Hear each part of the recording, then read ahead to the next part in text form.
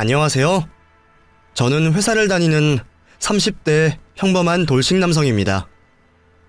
몇 년 전 안타깝게도 이혼을 하고 지금은 혼자 지내고 있죠. 결혼을 하고 소소한 행복을 누리던 그때는 더 이상 바랄 것이 없을 것만 같았는데 그랬던 제가 이혼을 하게 될 줄은 몰랐습니다.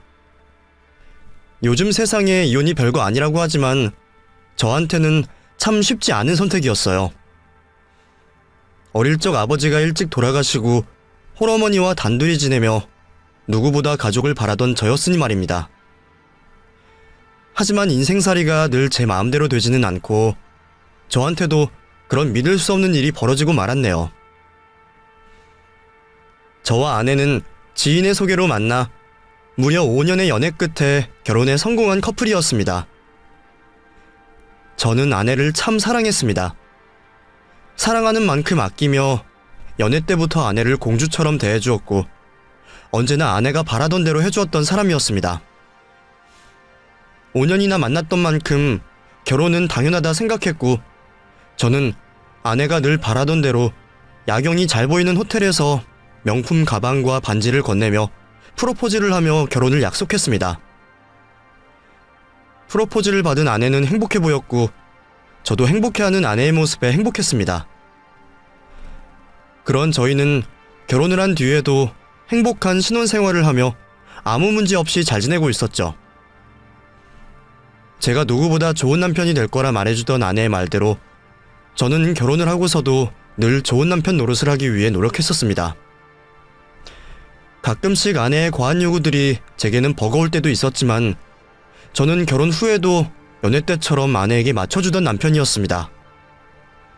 서로 배려하고 이해하는 게 결혼이라 생각했기에 힘들어도 사랑하는 사람을 위해 희생하는 게 당연하다 생각했어요. 물론 저는 아내에게 크게 바라는 게 없었기 때문에 맞추고 배려하는 건 저 혼자였던 것 같지만 행복해하는 아내를 보는 것만으로 만족하던 제게 다른 불만은 없었습니다. 덕분에 아내는 주변에서 늘 남편 잘 만났다는 소리를 들었고 그런 아내는 저를 남들에게 데리고 다니며 자랑하기 바빴었죠. 제가 버겁다 생각했던 아내의 요구들이 바로 그런 것들이었습니다.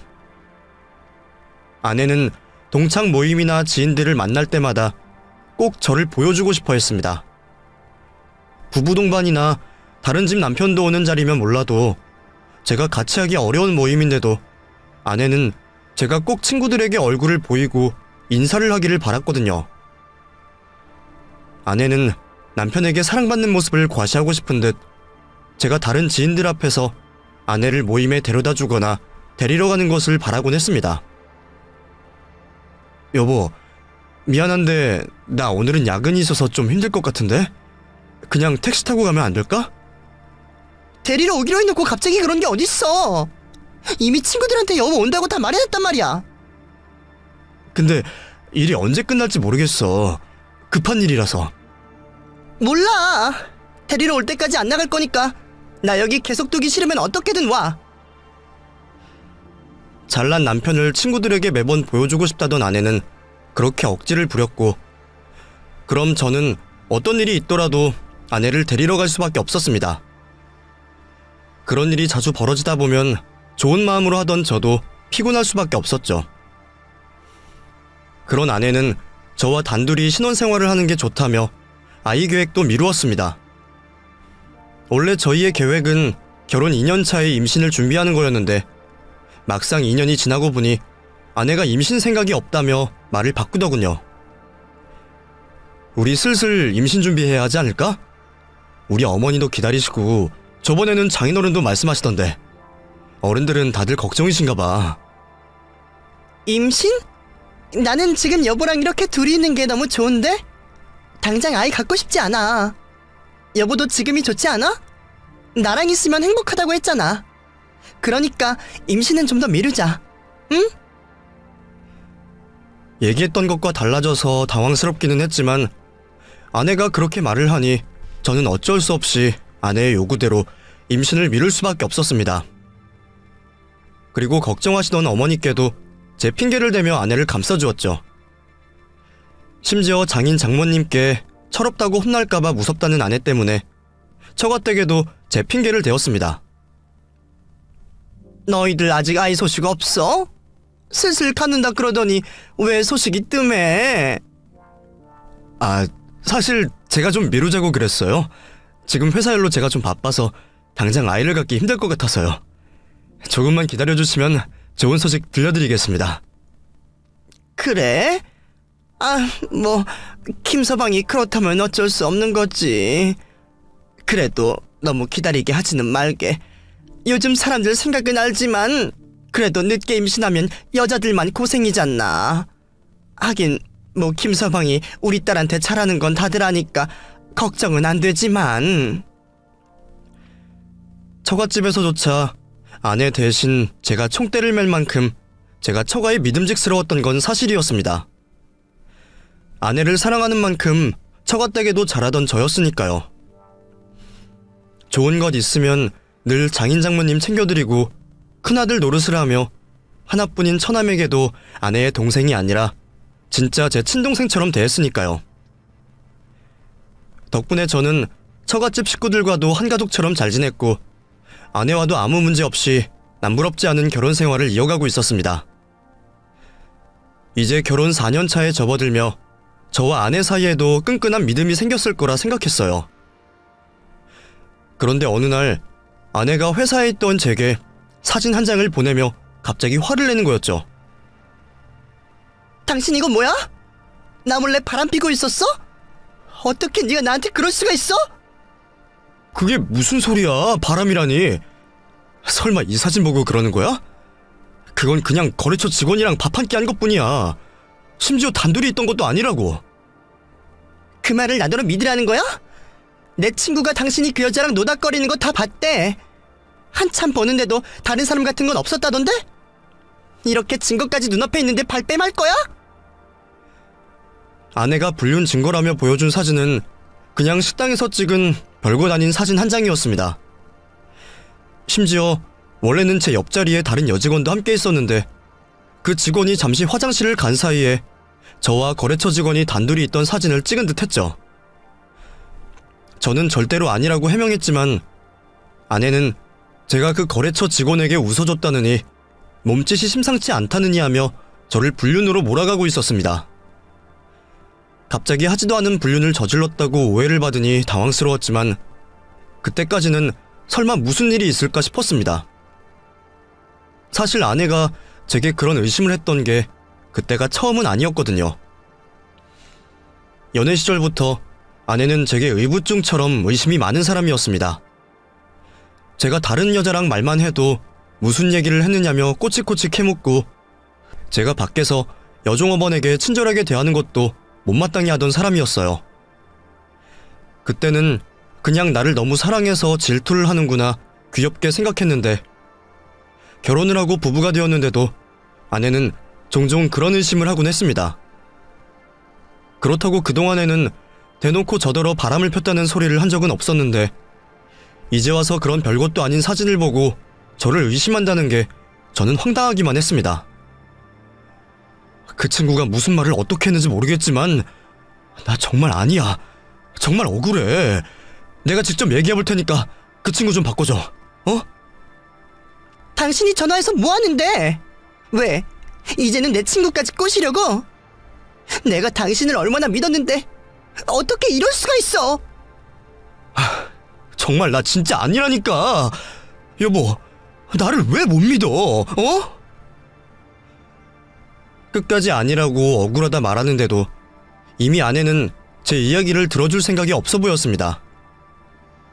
그나마 다행이라면 처갓집 식구들은 모두 제 편을 들어주었다는 거였죠. 평소 제게 믿음이 두터우신 장인장모님께서는 그런 사진을 보고 그런 생각을 하는 게 더 이상하다며 오히려 아내를 나무라셨습니다. 아유, 미안하네 김서방. 내 딸이지만 제가 아직 철이 안 들었어. 그 사진은 우리도 봤다만 아무것도 아닌 것 같은데 왜 별것도 아닌 일로 분란을 만드는지 모르겠네. 아무튼 얘는 우리가 잘 타일러서 돌려보낼 테니 자네도 너무 걱정하지 말게. 미안하네 김서방. 장모님은 제 편을 들어주시며 이혼하겠다며 처갓집으로 가출한 아내를 돌려보내주시겠다고 저를 안심까지 시키셨습니다. 그런데 아내가 가출을 하고 주말이 지나자 갑자기 모든 상황이 달라지기 시작했습니다. 아내가 대체 처갓집에 무슨 말을 했는지 저를 믿어주신다던 장인 장모님이 갑자기 저를 같이 의심하시는 겁니다. 우리도 자네를 믿으려고 했더니 어떻게 그럴 수가 있나? 내 딸도 나무라면서 사위 걱정을 했는데 자네 정말 최악이네. 예? 갑자기 왜 그러십니까? 저 정말 맹세코 욕먹을 짓 한 건 없습니다. 아내가 무슨 말을 했는지 모르겠지만 다 오해하는 겁니다. 제발 저 좀 믿어주세요. 믿기는 뭘 믿어? 계속 그렇게 편령만 할 거면 이혼 소송하겠네.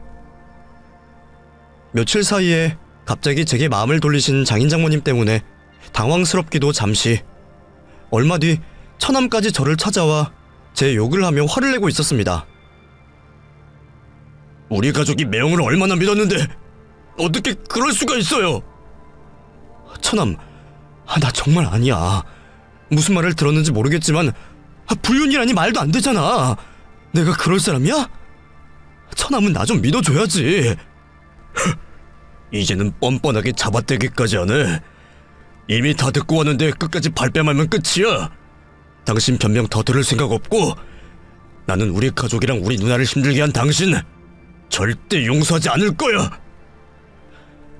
처남은 끝까지 아니라고 하는 제가 뻔뻔하게 거짓말을 하는 거라고 화를 내더니 심지어 형처럼 따르던 저를 때리기까지 했습니다.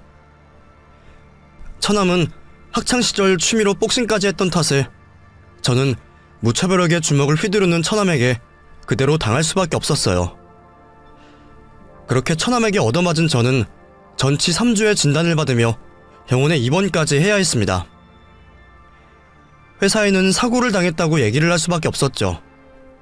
그런데 제가 병원에 있던 사이 처남과 아내가 제 회사까지 쫓아갔던 모양입니다. 덕분에 일은 회사에까지 소문이 나게 되었고 저와 불륜관계라며 의심을 받던 거래처 여직원까지 그 일을 알게 되었습니다. 아무 잘못 없이 불륜의 당사자로 지목된 그 거래처 직원은 심지어 결혼을 준비 중이던 사람이었습니다. 곧 결혼식을 앞두고 있는데 그런 치정소문에 엮이게 되었으니 그쪽도 곤란하기는 마찬가지였겠죠. 그래서 그 여직원이 저희가 절대 그런 사이가 아니라고 적극적으로 해명을 했던 모양입니다. 엄한 사람을 건드렸으니 명예훼손으로 고소까지 할 거라고 말이죠. 아내는 그제서야 꼬리를 내렸고 결국 제가 그 여직원과 아무 관계가 아니라는 것을 알게 된 처남이 장인 장모님께 사실을 알리며 그제서야 장인 장모님은 제가 입원해 있는 병원까지 오셔서 제게 사죄를 하셨습니다. 김서방, 미안하네. 자네가 그럴 사람이 아닌데 말이야. 우리가 딸의 말만 믿고 자네를 오해했어. 아니, 우리는 걔가 그동안 자네가 워낙 수상한 짓을 많이 했다 그러니 믿었지 뭔가. 자네가 일부러 아이도 안 가지려고 했었고 야근도 찾고 전화도 몰래 받고 그런다고 무조건 불륜이라 그러는 거야. 자네가 그럴 사람이 아닌 걸 알면서도 우리가 팔이 안으로 굽었네. 미안하네. 매형, 죄송해요. 누나 말만 듣고 그러는 게 아닌데 저도 모르게 너무 화가 나서 그런 짓을 저질렀습니다. 이제 오해 다 풀렸으니까 용서해 주세요. 이제 와서 오해를 풀었다고? 이미 사람을 이 지경으로 만들어 놓고요? 아무리 자기 자식이 귀하다 그러지만 어떻게 저한테 그러실 수가 있으십니까? 제가 그동안 당신들한테 못한 게 뭔데요? 아이를 내가 안 갖겠다고 했다고요? 애초에 임신하기 싫다고 한 게 그쪽 따님이었어요. 나는 그동안 그 집에서 큰아들 노릇하고 좋은 남편 노릇하며 다 참기만 했는데 그런 나를 쓰레기 취급하고 곤죽을 만들어 놓더니 이제 와서 용서해달라고? 나 당신들 용서할 생각 없고 다시 볼 생각도 없습니다. 바로 이혼할 거니까 다시는 저 찾아오지 마세요. 하지만 그때는 이미 너무 늦은 상태였습니다. 처갓집 식구들까지 저를 파렴치 안으로 몰아가면서 저는 이미 씻을 수 없는 상처를 입고 말았거든요.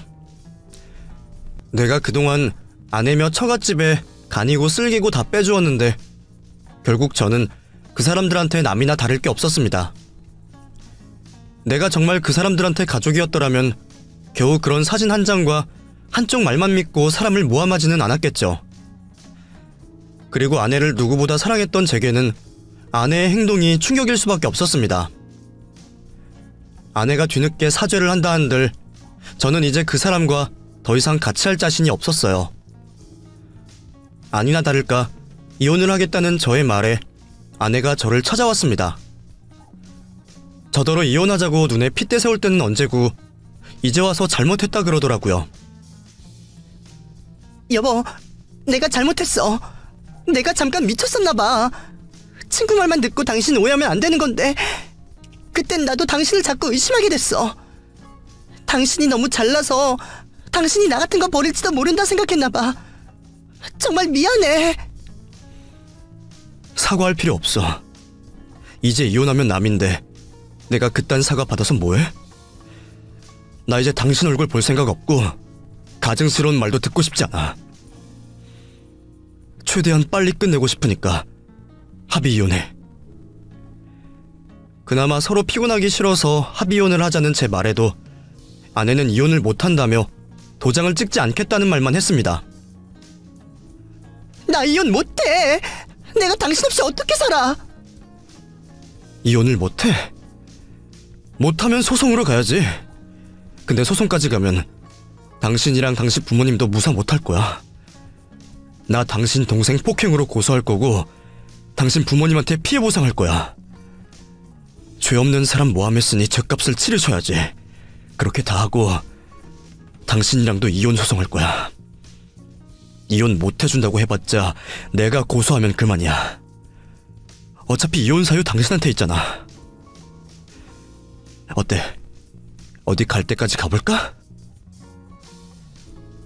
연애 때부터 결혼 생활 내내 나를 자기 밑으로 생각하며 콧대 높던 아내는 뒤늦게 제 마음을 돌려보겠다고 무릎까지 꿇고 어떻게든 제 마음을 돌려보려 노력했지만 이미 마음이 식어버린 저는 이혼 생각만 하고 있었습니다.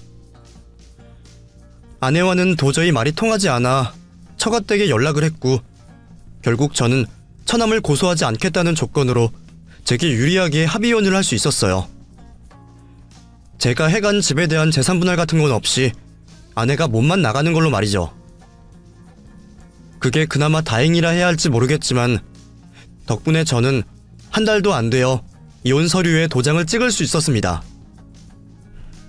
그렇게 제가 이혼을 한 지도 벌써 반년째. 그 짧은 시간 안에 아직 상처가 모두 아물기는 어려운 일인지 저는 여전히 힘들어하면서도 혼자 지내는 삶에 익숙해져 가고 있었습니다. 전처와 오랜 시간 만난 만큼 제 인생에서 전처의 흔적을 지우는 건 결코 쉬운 일이 아니었습니다. 20대 시절부터 즐겨가던 맛집이며 카페며 모두 전처와 함께 다녔던 곳들 뿐인지라 저 혼자 갈 수 있는 곳이 거의 없다시피 하더군요. 사실 저도 늘 전처와 함께하는 게 익숙했고 이렇게 이혼을 하게 될 줄 몰랐기에 이런 부작용이 있는 줄은 생각도 하지 못했습니다. 그냥 이혼하면 인연 끊고 서로 잊고 잘 살아가면 될 거라 생각했는데 그게 생각처럼 쉽지 않더라고요. 분명 너무 원망스럽고 정이 떨어져서 이혼을 했는데도 우리가 함께 지나온 시간 속에는 여전히 저희의 추억들이 남아있는 듯 했습니다. 마지막 제 눈에 비쳤던 전처의 모습은 악녀였지만 그 전까지는 분명 제가 사랑하던 사람이었으니까요. 그 기억의 순간들이 너무 많아서 그런지 저는 전처를 제 인생에서 몰아내는 게 어려웠습니다. 처음부터 모르는 사람처럼 생각하고 싶은데도 문득 함께했던 추억들이 떠오르고 꿈속에도 나타나곤 했으니까요. 정말 희한하게도 마지막 순간에 저를 그렇게나 힘들게 했던 사람인데도 꿈속에서는 여전히 예전에 착하고 다정한 아내의 모습으로 나오곤 하는 거였죠. 악에 받쳐 제게 소리를 지르고 나를 원망하던 그 눈동자는 온데간데 없는 채로 말이에요. 애써 생각조차 하지 않으려고 집에만 있었는데도 어쩌다 전처 꿈을 꾸게 되었는지는 몰라도 그런 꿈을 꿀 때면 저는 혼란스러울 수밖에 없었습니다. 전처에게 애증이 공존한다는 게 제 스스로도 이해되지 않고 믿어지지 않았거든요. 나약한 내가 또 바보같이 휘둘린다는 생각에 저 스스로가 바보 같았습니다. 가끔씩은 미움이 먼저 잊혀지면 어쩌나 걱정스럽기도 했어요. 이혼할 당시에는 전처에 대한 원망이 너무 커서 이혼을 결심했지만 그 원망도 몇 달 사이 덜해지는 걸 보니 이러다 시간이 지나면 미움이 먼저 지워져 그리움이 커지는 게 아닐까 두렵기도 했습니다. 부부 사이 한 번 맺은 인연이라는 게 서류 한 장으로 쉽게 종결지어지는 것이 아니기에 이혼 도장을 찍은 뒤로도 저는 오랫동안 마음 정리가 필요할 것 같았습니다. 그래도 이렇게 계속 안 보고 살다 보면 언젠가는 잊어지겠지, 생각조차 나지 않는 때가 오겠지 바라며 하루하루 살아가고 있었죠. 그랬던 어느 날 저는 퇴근길 지하철에서 문득 익숙한 한 사람을 보게 되었습니다. 처음에는 제가 잘못 본 줄 알고 무시하려 했는데 순간적으로 놀라서 고개를 돌려보니 제가 잘못 본 게 아니더라고요. 추운 겨울날 지하철 입구에 서서 벌벌 떨고 있던 그 사람은 다름 아닌 제 전처였습니다. 그보다 더 놀라웠던 건 그런 전처의 마른 몸 위로 드러난 부른 배였죠. 누가 봐도 임신이라도 했을 법하다 생각할 배를 보며 저는 놀랐습니다. 이제 우리가 이혼한 지 반년인데 저 뱃속 아이의 아빠가 누구일지 당연히 궁금해질 수밖에 없었죠. 하지만 저는 괜한 생각을 하지 않으려 전처를 그냥 지나치려 했습니다. 가뜩이나 하루빨리 잊고 싶어서 직장 말고는 나돌아다니지도 않고 있는데 이제 와서 마주쳐서 좋을 일이 없을 것 같았거든요. 그런데 하필이면 너무 추운 그 날씨가 제 발목을 잡았죠. 그날이 한겨울만 아니었더라면, 하필이면 한파특보만 아니었더라면 저는 그냥 그 사람을 모른 채 했을지 모릅니다. 그 여자의 부른 배를 보고도 관심조차 두지 않으려 했겠죠. 하지만 그 추위에 언제부터 서 있었는지 새빨갛게 부르튼 전처의 볼을 보니 마음이 약해질 수밖에 없었습니다. 결국 방향을 돌리려던 저는 저를 먼저 발견하고 다가오는 전처를 마주하게 되었어요. 전처는 마치 그동안 저를 기다리기라도 한 것처럼 저를 보고 제게 다가왔습니다. 환하게 웃는 그 모습이 예전에 좋았던 시절을 보는 것 같아서 순간 우리가 이혼을 한 게 아니었나 착각할 정도였죠.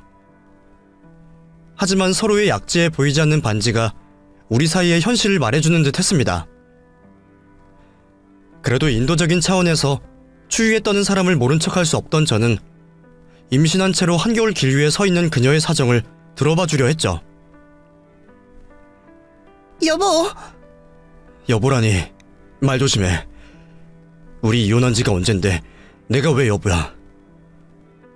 여기는 무슨 일이야? 설마 나 기다린 건 아니겠지? 그럼 나 좀 열받을 것 같은데. 아니야. 그냥 지나가다가 우연히 있었던 거야. 그래? 근데 하필 내가 지내는 곳 근처네. 그래, 그렇다 치고 그럼 볼 일이라도 있는 거야? 왜 여기서 이러고 서 있어? 몸도 성치 않아 보이는데. 괜히 사람들 걱정시키거나 경찰분들 귀찮게 할 생각 말고 집에 돌아가. 부른 배로 추운 거리 돌아다니는 거 반길 사람 없으니까. 말을 너무 차갑게 하지 마. 나는 오랜만에 봐서 반가운데 나 안 반가워? 우리가 다시 만나서 반가울 만한 사이인가? 당신이랑 나랑 지겹게 싸우고 헤어졌잖아. 내가 당신 식구들 고소 안 하는 조건으로 합의 이혼한 거 잊었어? 그래도 반가운 건 반가운 거지. 그때도 말했지만 내가 미안해. 내가 잘못했어. 나는 이혼하고 싶지도 않았고 그때나 지금이나 당신 그리워. 나 당신 없으면 못 사는 거 알잖아. 그러니까 제발 그렇게 좀 말하지 마. 당신 같지 않아. 나 같은 게 뭔데? 바보 등신처럼 당신한테 휘둘리다가 처갓집 식구들한테 쓰레기 취급당하고 이혼하는 거? 그래, 나 이렇지 않아. 근데 당신한테는 이럴 거야. 당신이 아주 지긋지긋하거든. 여보, 제발, 나 불쌍하지도 않아? 당신도 내가 춥고 불쌍해 보여서 말 거는 거잖아. 당신 마음 여린 거 누구보다 내가 잘 알아. 당신은 원래 길에서 모르는 개가 이러고 있어도 관심 가지고 보듬을 사람이잖아. 그래서 내가 당신을 길 가던 불쌍한 개라고 생각하라는 거야? 그럴 생각 없으니까 괜히 나한테 동정받을 생각하지 말고 가서 당신 가족한테 부탁해. 누나 끔찍이 생각하는 동생한테 도와달라 하라고. 나 갈 곳이 없어. 친정에서 쫓겨나다시피 해서 이렇게 된 거야. 동생이고 부모님이고 다들 내가 정신 나갔다고 상종 안 하려고 그래. 그런 내가 갈 곳이 어디 있겠어. 그걸 왜 나한테 말을 해? 갈 곳이 있던 없던 내가 상관할 일 아니잖아. 괜히 사람 눈에 띄어서 거슬리지 말고 제발 나랑 엮이지 마. 당신이 나한테 한 짓 그새 까먹은 거야? 알아. 내가 잘못한 거. 나 정말 후회하고 반성하고 있어. 그래서 내가 몇 번이나 연락했었잖아. 정말 미안해, 여보. 근데 나 너무 힘들어. 배는 점점 불러오는데 갈 곳도 없고 길은 너무 춥고 무서워. 부모님도 이제 나랑 안 보고 살겠다고 하시고 다들 나를 외면하는데 당신마저 그럴 거야? 제발. 내가 도움 부탁할 사람이 당신밖에 없어서 그래. 제발 나랑 아기 좀 도와줘. 전처와 제가 부부가 맞긴 했던 모양입니다. 그 여자는 제가 정확히 어떤 포인트에서 마음이 약해질지 알고 있었어요. 자기 입으로 말한 것처럼 길 가던 모르던 걔도 불쌍하게 생각하던 저였는데 하물며 한때 같이 살았던 사람이 임신한 채로 한겨울에 길거리를 배회한다면 저는 그냥 두고 보지 못할 사람이었습니다. 그 사람이 내 가슴에 비수를 꽂았다고 해도 저는 그럴 수가 없는 사람이었어요. 그래서 정말 어렵게 결심하고 이혼을 했지만 이제 와서 이런 식으로 도움을 구하는 전처를 모른 채 하기 어려웠습니다.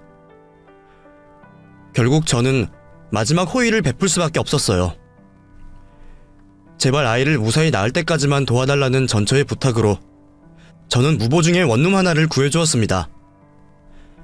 조금이라도 마주칠 일이 없기를 바랬던 저는 최대한 저와 연고가 없는 곳으로 방을 잡아주게 되었죠.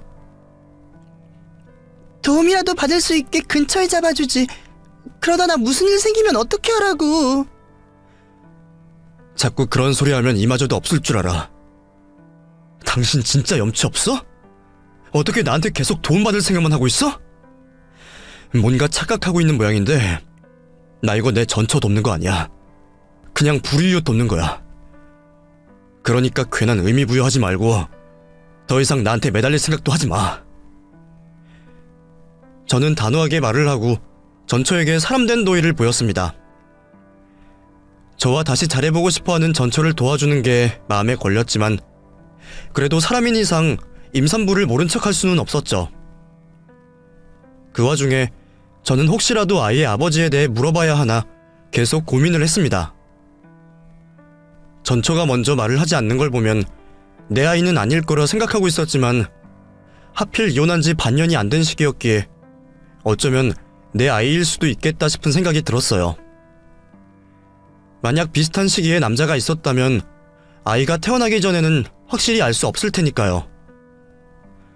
제발 그것만은 아니기를 바랐던 저는 혹시나 제 생각이 사실이 될까 싶어 차마 묻지 못했습니다. 더 같이 있다가는 그 여자한테 말려버리겠다 싶었던 저는 전처에게 방만 얻어준 채 서둘러 원룸을 빠져나가게 되었죠. 혹시 몰라 원룸 주인에게는 제 연락처를 알려주면서 말이에요. 혹시 저 집 세입자한테 무슨 일 있으면 저한테 연락 좀 주시겠어요? 가족이에요? 남편? 아니에요 그런 거. 그냥 불쌍한 사람이라 돕는 건데 혹시 무슨 일이 생길까봐 알려드리는 거예요. 그래요. 설마 무슨 일은 없겠지만 알고 있으면 좋지. 예, 그럼 잘 부탁드리겠습니다. 그렇게 전처를 멀리 원룸에 넣어놓고 나온 저는 혹시나 그 여자가 나를 뒤따라올까 싶어 몇 번이고 뒤를 확인하며 집으로 돌아갈 수 있었습니다. 집에 돌아와서야 긴장이 탁 풀리며 내가 방금까지 전처와 있다 왔다는 게 실감이 났죠. 사실 몇 달 만에 마주친 전처의 모습이나 전처의 임신까지 모두 비현실적인 상황이었기에 저는 혹시나 내가 꿈을 꾸고 있는 건 아닐까 의심도 해봤었거든요. 통장에서 빠져나간 몇 달치 월세를 보면 꿈은 아닌 게 확실했지만 저는 여전히 얼떨떨했습니다. 내가 괜한 짓을 한 건 아닌지, 차라리 경찰을 불렀어야 하는지 오만 생각이 다 들었죠. 하지만 이미 벌어진 일이었고 저도 최소한의 도리만 했으니 앞으로 더 엮이지 않으면 괜찮을 거라 생각했습니다. 혹시 이 일로 전처가 또다시 미련을 가지면 어쩌나 걱정은 했지만 다행히도 전처에게서는 한동안 연락이 오지 않았어요. 하긴 애초에 바뀐 내 전화번호도 모를 텐데 내가 괜히 걱정을 했나 싶었죠. 만약 번호를 알았더라도 그 여자는 이제 곧 엄마가 될 테니 정신 차리고 잘 살 거라 생각했어요. 그런데 몇 달 뒤 갑자기 전처가 제게 연락을 해온 겁니다. 그때가 아마 3달째 집세를 내고 얼마 지난 뒤였을 거예요. 여보, 나야. 뭐야? 이 번호는 어떻게 알고 전화한 거야? 집주인 사장님한테 여쭤봤어. 당신한테 꼭 하고 싶은 말이 있어서. 하고 싶은 말 뭐? 나는 듣고 싶은 말 없는데. 내가 더 이상 엮이지 말라고 했잖아. 자꾸 이런 식이면 나 당신 도와준 거 후회할 거야. 그리고 당장이라도 지내는 방 빼버리고 그냥 시설에 보내버릴지도 몰라. 그게 아니라 꼭 해야 하는 말이야. 당신이 꼭 들어야 한다고. 당신은 내가 누구 애를 임신했는지 궁금하지도 않아? 먼저 물어봐 줄 거라 기대했는데 끝까지 말이 없더라? 누구 아이일지 예상도 안 돼? 설마 했던 걱정이 현실이 되려고 그러는지 전처의 입에서 기어이 아이 아버지에 대한 이야기가 나왔습니다. 하지만 그 아이가 제 아이일 거라 믿고 싶지 않았던 저는 전처에게 모진 말을 했습니다. 우리는 이미 이혼했고 당신이 임신한 걸 내가 궁금해해야 하나?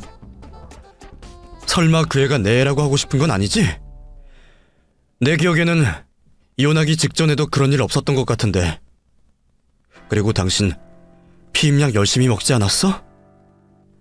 결혼 생활 할 동안에는 아예 안 갖겠다고 그 난리를 치더니 이혼하고서 갑자기 애가 생기네?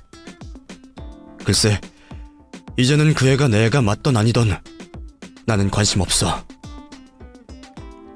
내가 미워서 그러는 거 알아. 나야 원망스럽고 싫겠지만 그래도 아이한테는 그러면 안 되는 거잖아. 그래, 나도 너무 큰 잘못을 저지른 거 잘 알아서 그동안 말 못한 거야. 이혼까지 한 마당에 애가 있다고 해서 당신이 나를 봐줄 것 같지도 않고 그냥 나 혼자서라도 키워야겠다고 생각했어. 근데 나 너무 힘들고 혼자는 무리야. 오갈 곳도 없는 내가 애를 어떻게 키워. 여보는 우리 아이가 불쌍하지도 않아? 우리 애라고 하지 마. 그게 우리 애인지 아닌지 내가 어떻게 알아? 내가 당신 아니면 누구 아이를 가지겠어. 이 아이 당신 아이 맞아. 뭐? 내 아이가 맞다고? 나더러 그 말을 쉽게 믿으라는 소리야? 못 믿어도 그게 사실인 걸 어떡해 해. 뱃속의 아이 당신 아이 맞아. 우리 애 맞다고. 이제 출산까지 4달 남았어. 날짜 계산 되지 않아? 애초에 이혼하기 전에 생긴 아이인데 우리 아이가 아니면 누구 아이라는 거야. 전처는 반년 전 이혼하기 직전 임신한 아이가 맞다며 제게 울부짖으며 이야기를 하고 있었습니다. 너무 억울하게 우는 걸 보니 순간 그 말이 진심인가 싶기까지 했죠. 하지만 그 여자의 말을 믿어야 할지 말아야 할지 저는 너무나 혼란스러웠습니다. 설령 진짜라고 해도 전처와 재결합할 생각도 없었고요. 아이를 생각해봐. 이 아이가 아빠 없이 자라야 한다는 게 너무 끔찍하지 않아? 당신도 아버지 일찍 돌아가셔서 그 마음 누구보다 잘 알 거 아니야. 아이한테는 아빠가 얼마나 필요한지. 그러니까 제발 아이를 생각해줘. 글쎄, 내가 당신 말이 사실인지 아닌지 어떻게 확신을 하지? 당신은 내가 하지도 않는 짓을 했다고 했던 사람이야. 어차피 유전자 검사 해봐야 아는 거고, 그 애가 설령 내 애라고 해도 나는 당신이랑 다시 잘해볼 생각 없어. 양육권을 어떻게 할지는 천천히 생각해야지. 단호한 저의 말에 전처는 스트레스를 받는다며 전화를 금방 끊어버렸습니다. 기빨리는 통화를 나눈 저도 통화를 끝내고 한참을 멍하게 있을 수밖에 없었죠. 아닐 거라 믿고는 싶지만 설마 전처의 말이 사실이라면 앞으로 어떻게 해야 하는 건지 저는 머리가 아프기 시작했습니다. 전처 말대로 전처와 다시 재결합을 하지 않더라도 아이의 아버지로서 책임은 해야 할 텐데, 그러려면 전처와 어쩔 수 없이 계속 보고 살아야 할 거고, 아이가 우리가 떨어져 지내는 걸 받아들일 수 있을지 그것도 걱정이 되었어요. 결국 이러나 저러나 제게는 끔찍한 상황이었죠. 아이를 확인해보기 전까지는 전처 이야기를 못 믿는다 생각했지만 사람 마음이라는 게 또 생각처럼 되지 않더라고요. 99가지 의심이 있는데도 만에 하나 정말 내 애가 맞으면 어떻게 해야 하는지 그 생각에 저는 전처를 마냥 무시할 수가 없었습니다. 정말 뱃속의 아이가 내 아이라는 게 나중에 밝혀지면 아이에게 소홀했던 저는 후회할 수밖에 없을 테니까요. 제가 그렇게 고민하는 사이 전처에게 다시 연락이 걸려왔습니다. 저번에 통화로 기세가 수그러들었는지 간절히 부탁을 하더군요. 이제 곧 출산이 코앞인데 출산하는 것만이라도 도와달라고 말이죠. 다른 건 더 안 바랄게. 어차피 애는 나 혼자 낳을 거야. 그래도 그 앞까지 같이 가줄 수는 있잖아. 아이 봐달라고도 안 할게. 어? 그냥 차라리 가족들한테 연락하지 그래. 연 끊자고 하셨어도 자기 손주 미워하실 분들은 아닐 텐데. 이미 알고 계셔. 근데 이제는 나랑 엮이기 싫다고 해. 내가 당신이랑 그렇게 이혼하고서 우리 가족들 다 나를 쓰레기 취급하거든. 뱃속 아이가 당신 아이라는 것도 안 믿으셔. 당신같이 좋은 사람 모함해서 고통 줬으니 이제 내가 하는 말은 못 믿으시겠다 이거지. 그 말에 제가 조금 죄책감을 느꼈다면 웃긴 일이겠죠? 그리고 얼마 뒤 전처는 진통이 시작되었다며 제게 전화를 했고, 저는 결국 전처의 부탁을 들어줄 수밖에 없었습니다. 전처를 데리고 병원으로 가는 동안 전처는 제게 계속 재결합 이야기를 꺼냈어요. 여보, 다시 한번 생각해봐. 이제 곧 태어날 아이한테 아빠 안 만들어줄 거야? 우리 아이를 위해서라도 다시 합치자. 어? 아프다고 난리를 치더니 아직 덜한 모양이지? 쓸데없는 소리 하지 말고 출산 잘할 생각이나 해. 나는 앞에 데려다만 주고 나올 거니까. 정말 같이 안 들어가려고? 여보, 나 너무 무서워. 애초에 그러기로 했잖아. 나한테 더 바라지 마. 그렇게 병원에 무사히 도착한 저는 전처를 병원 앞에 내려주었습니다. 간호사에게 부축받으며 들어가는 전처는 여전히 애처로운 눈빛으로 저를 바라보고 있었지만 저는 애써 그 눈빛을 무시할 수밖에 없었죠. 저는 차를 돌려 다시 집으로 향하고 있었습니다. 그렇게 한 5분쯤 갔을까요? 신호에 걸려 대기를 하고 있다 보니 많은 생각이 들더군요. 이대로 집으로 가도 아무렇지 않을 수 있는지, 정말 전처를 그렇게 그냥 놔둬도 되는 건지, 또 괜한 연민과 걱정에 차마 발이 떨어지지 않는 겁니다. 결국 고민하던 저는 미련하게도 다시 전처에게 돌아갈 수밖에 없었습니다. 그렇다고 전처와 재결합을 하겠다는 생각은 아니었지만 혼자 출산을 해야 하는 그 여자가 조금 걱정스러웠거든요. 출산을 무사히 하는 걸 확인하고 돌아가야겠다라고 생각을 하며 병원 안으로 들어간 저는 그 자리에서 의료진들과 실랑이 하는 전처의 모습을 발견하게 되었습니다. 분명 진통이 심하다며 간호사에게 부축까지 받아 침대에 누워가는 걸 봤는데 당장이라도 출산을 할 것처럼 하던 전처가 자리에서 펄쩍거리는 모습을 보게 되었습니다. 그제서야 저는 전처의 배를 들여다보게 되었고 곧 출산을 앞둔 여자라 생각되지 못할 만큼 홀쭉한 배를 보게 되었습니다. 그냥 입원만 좀 시켜달라니까? 내가 돈 주고 입원하겠다고. 산모도 아니신 분이 이러시면 안 된다고요. 당장 나가세요. 안 그러면 정말 경찰 부를 거예요? 애 낳았다고 하고 좀 입원만 해달라는데 왜 이렇게들 유도리가 없어? 돈 준다고, 돈! 간호사 몇 명과 대치하듯 실랑이를 벌이고 있던 전처는 한참 만에야 저를 발견하고는 깜짝 놀라 자리에 주저앉아 버렸습니다. 저는 그런 전처에게 다가가 무슨 상황인지 물을 수밖에 없었죠. 애는 벌써 낳은 거야? 참 빠르네. 한 10분 만에 애를 낳은 건가?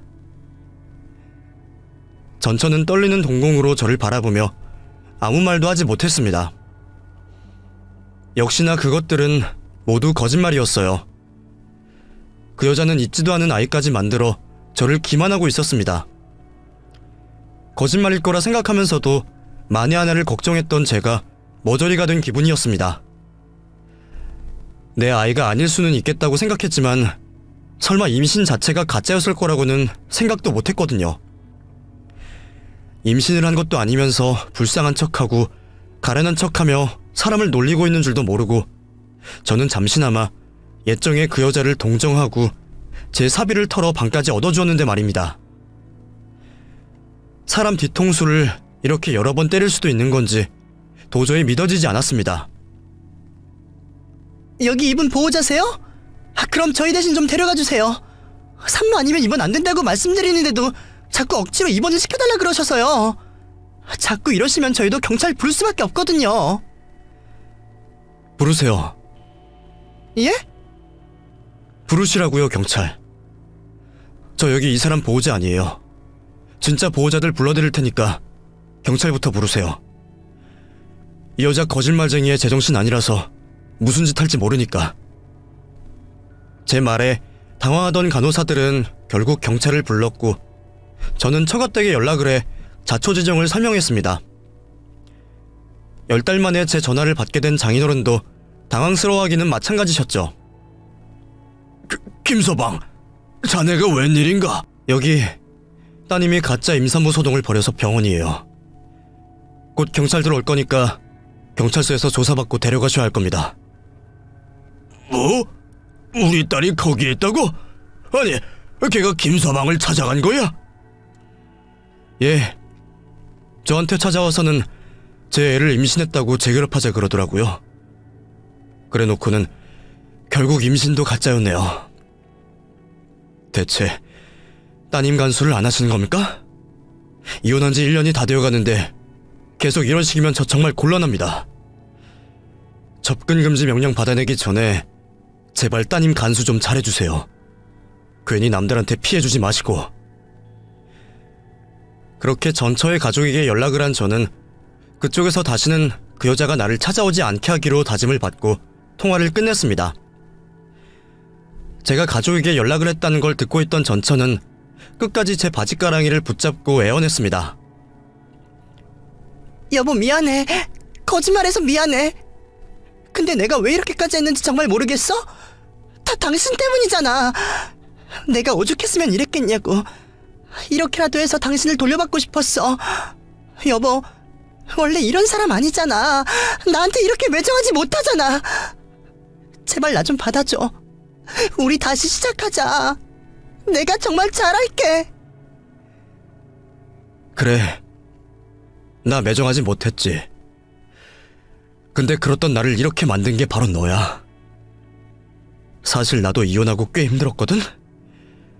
괜히 옛날 추억도 떠오르고 문득 보고 싶기도 했는데 덕분에 이제는 다시는 그럴 일이 없게 됐다. 네가 밑바닥을 보여주는 걸로 모자라 이딴 짓까지 한 걸 보고도 내가 너한테 더 이상 연민을 가질 순 없잖아. 그러니까 오히려 고맙다고 할게. 아주 없던 전까지 떨어지게 만들어줘서.